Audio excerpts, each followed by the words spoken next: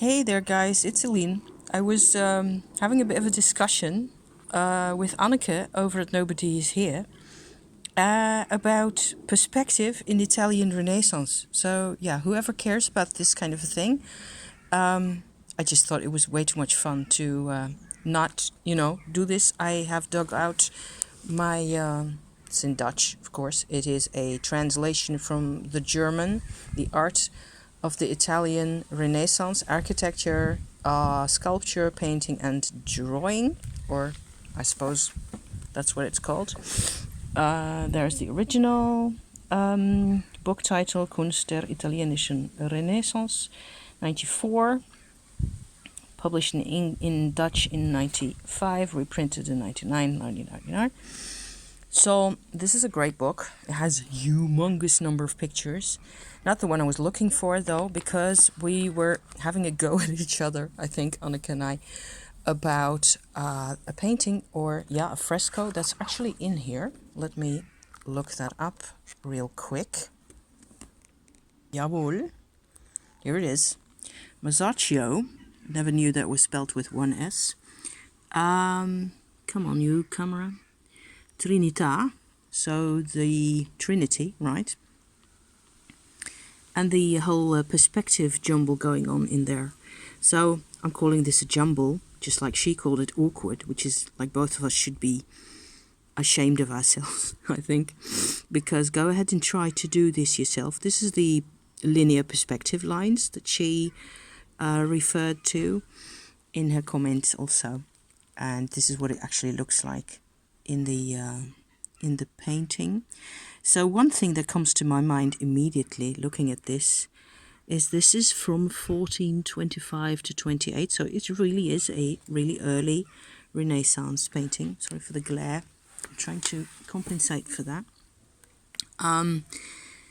As a person who has attempted painting herself, the thing that comes to my mind instantly is that this is all done in 100% natural materials. So these tints that you get here are all created from different types of pigments, which are minerals essentially. So you get this very earthy feel to the whole thing, which we nowadays have to sort of twist our heads around to appreciate, because we are massively used to seeing synthetic pigments. So I'm going, into this whole kind of a graphism here to the extent that the photograph actually conveys that. So the red of the mantle of this priest sitting here, I'm assuming he's a priest, and this dark blue is a woman figure over here. I think Anneke actually mentioned who they are in her video. These tints are, built up layer by layer in different densities. And another thing that strikes me is that you do not get the linen effect of a painting here, which is something you will get in oil painting later much more. So we were talking about perspective, about how especially dramatically the whole of the columns and the roof of the ceiling really of this particular chapel that's imaged here is drawn in this particular perspective approach right there, very dramatically, what with all those little squares being piled on top of each other. That makes it really I suppose obvious. If you were to imagine this ceiling here without those little squares in there, you wouldn't have gotten this impression at all. It's actually the little squares that communicate the whole of this deep, ground floor, almost level perspective, where, of course, this vanishing point is opposite your eye, always. That's the idea of the vanishing point. It's that it is wherever you put that is where that's the height of your eye. Okay. However, this body of Christ, as if you look only at him, you can see that you're seeing him actually more or less from opposite his sternum or even opposite his heart, which I think is kind of cool. So I was going to show you further on in the book. This is a painting by Melozzo da Forli. I never heard of him.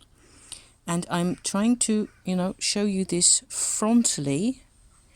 You can see that you are actually sitting below his feet, can't you?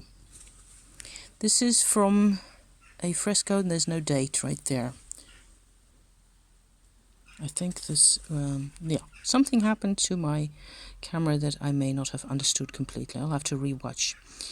In terms of perspective, you can, on the body, you can see that it's really hard to do.